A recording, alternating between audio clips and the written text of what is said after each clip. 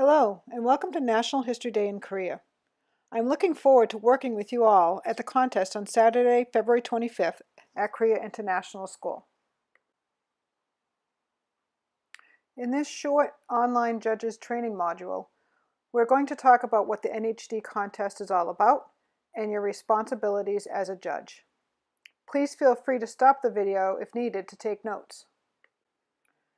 I noticed a few new names among our judges, so I wanted to spend a minute talking about how the contest works and where our contest today fits into the bigger picture. There are 5 categories of student entries, all of which can be done individually or in a group, with the exception of research papers, which may be only done by individuals. In addition, we have 2 divisions, junior or middle school for grades 6 through 8, and senior or high school for grades 9 through 12. So in total, there can be up to 18 different judging categories. This year at NHD in Korea, we have almost 400 students from over 20 schools. In most affiliates, students compete at the school and regional level before moving on to the affiliate level. Most of our students in Korea are competing for the very first time, and most of the entries you will see will not move on to the national level. Therefore, our goal is to provide all students with a positive and memorable experience that will encourage them to keep learning and reaching ever higher. There's a saying in National History Day that it's more than just a day. Let's break it down into the process for a student. Some students have been working on their entries since August. What you'll see at the contest should be a culmination of a lot of research and analysis. For most of the kids, the cycle ends in February with the affiliate contest, but those who advance to the national level will have the opportunity to fine-tune their entry based on your feedback. This is why you, as a judge, are so very important to the contest. Coffee and snacks will be available in the judges' headquarters at KIS starting at 8:15. Please arrive by 8:30 so you can meet your judging partners and pick up your welcome and instruction packets. Once you have interviewed all of your students, you should return to the judges' headquarters to finalize rankings and completely fill out student feedback sheets. You're more than welcome to stay for lunch and the award ceremony. Ideally, there'll be 3 judges on each team. The captain is responsible for guiding the team in accomplishing the necessary tasks. Captain does not equal commander. This person is an experienced judge who guides the others on the team. He or she does not have greater power. If a team cannot reach a consensus, you should ask me for advice.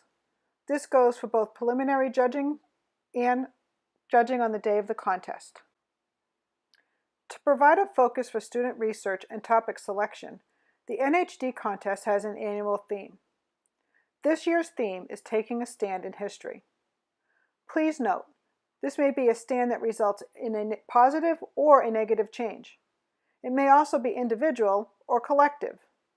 It is big and broad on purpose to give students a lot of leeway. The student's task is to justify how their topic fits the annual theme and demonstrates historical significance. The most important part of evaluating entries is historical quality, followed by relation to the theme. Do not get hung up on the clarity of presentation errors that can be fixed. Typos, glue smears, improper formatting can all be corrected before the next level. We'll talk more about this shortly. Be careful not to get swayed by the cute factor. Some of those middle school students can be adorable. At the end of the day, you want the students to understand why you evaluated their work the way you did. The evaluation form is your tool. Students will review your evaluations very carefully as they try to understand why you did or did not advance their entry. Help them by checking boxes in the same range and writing clear, unambiguous, and constructive comments. It is important to know that National History Day is far more than a one-day contest.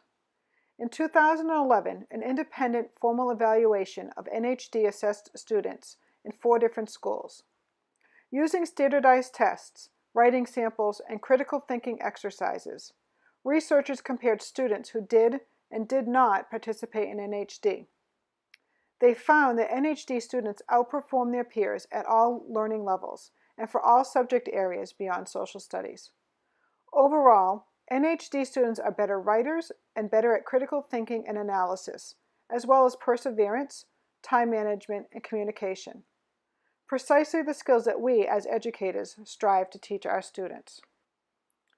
There are some basic rules for evaluating entries, no matter what category you have been assigned. First, be consistent. Whether it's your first entry or your last, greet all students the same way and try to ask some similar questions.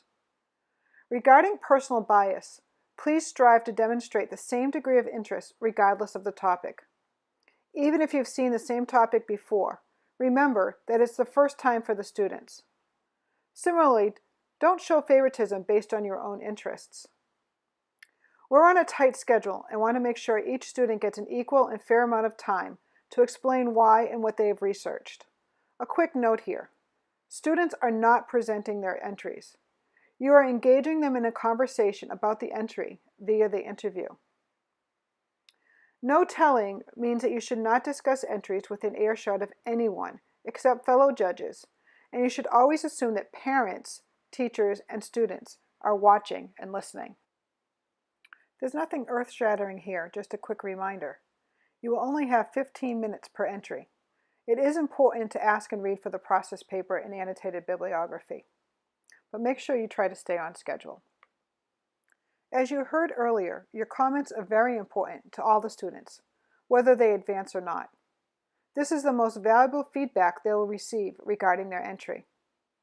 You will have taken notes as you evaluated the entry and interviewed the students, but please spend some time in the judge's headquarters completing the comment section of your judging forms.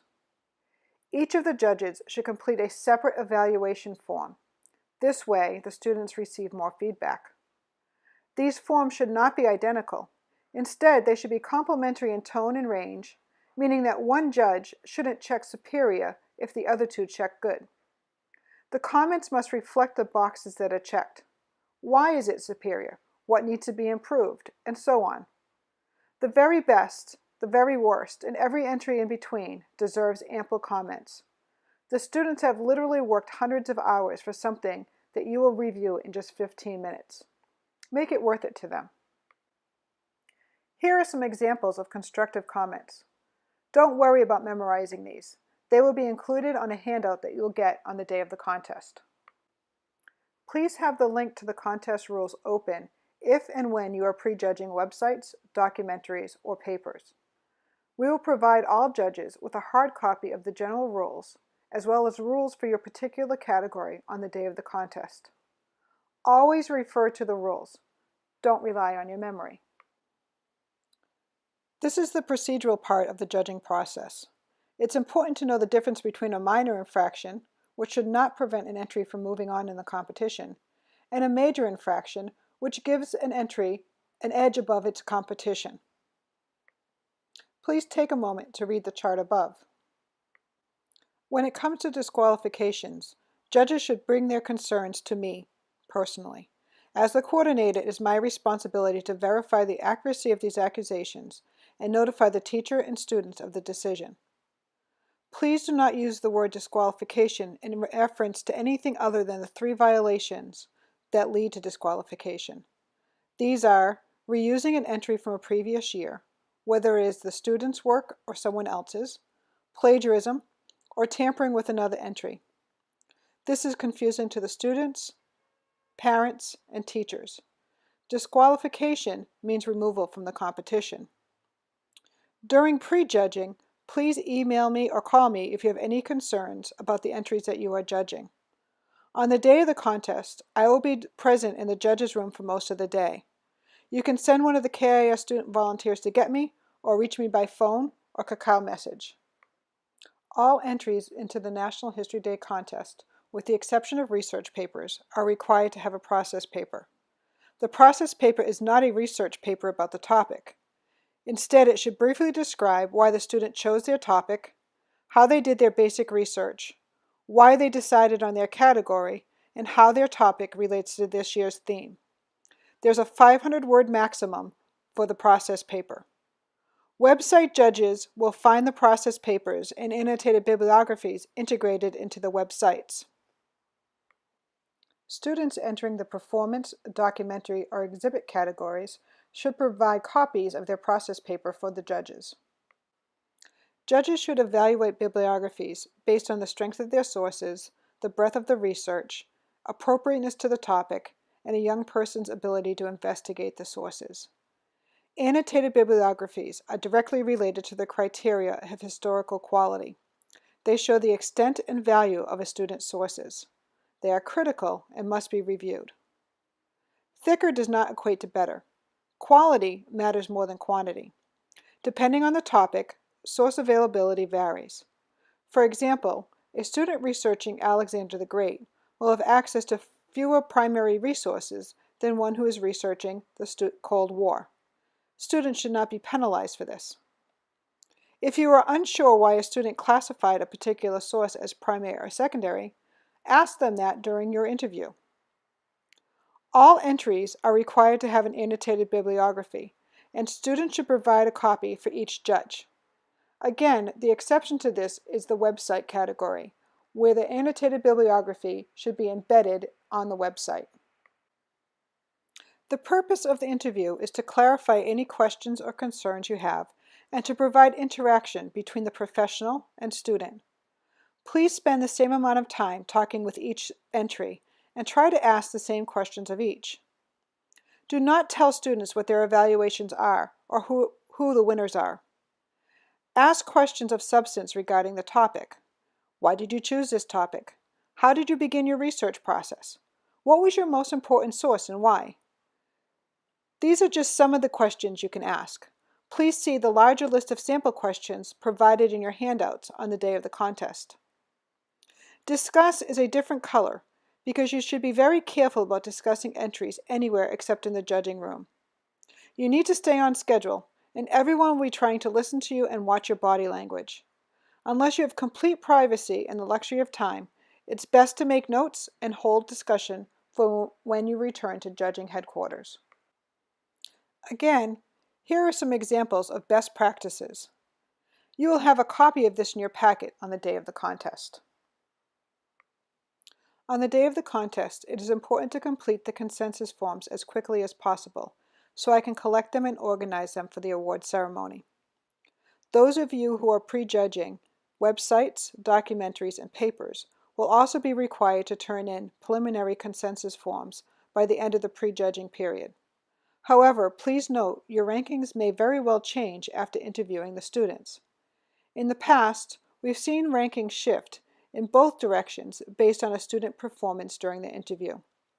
The interview can be key in discovering if the student has conducted their research and created their entry on their own, or conversely, if they've had unacceptable input from parents or even Hagwon tutors. We've already discussed the evaluation forms in general.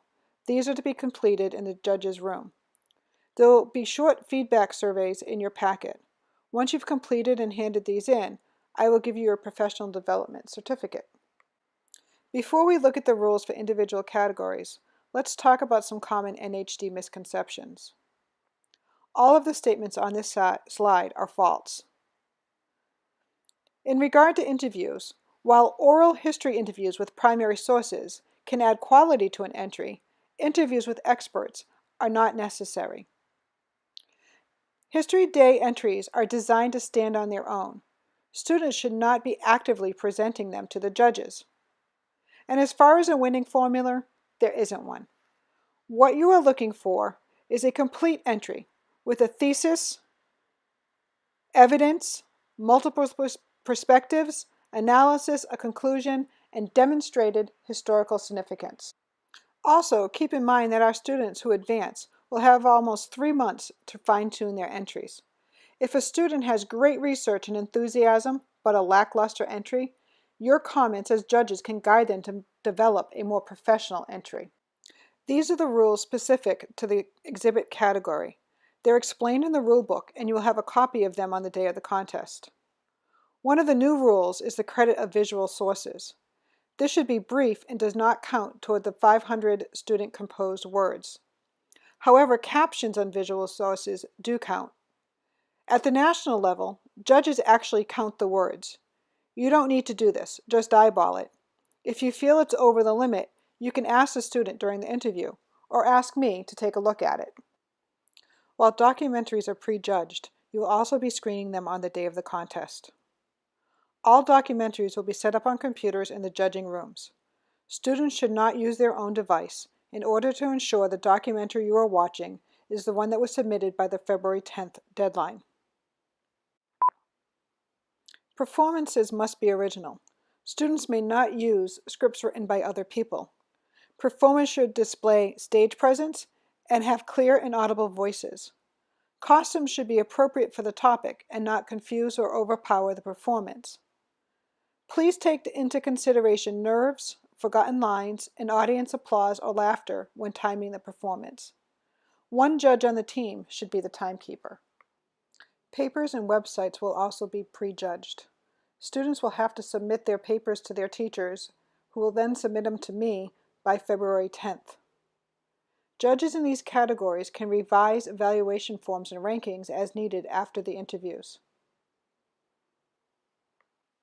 Judges in the papers, websites, and documentary categories can expect to receive their judging packets by Sunday, February 12th. Prejudging should be completed by Monday, February 20th. Thank you again for volunteering to be a judge for National History Day and for watching this short video. I'm looking forward to seeing you all on February 25th at KIS. See you then.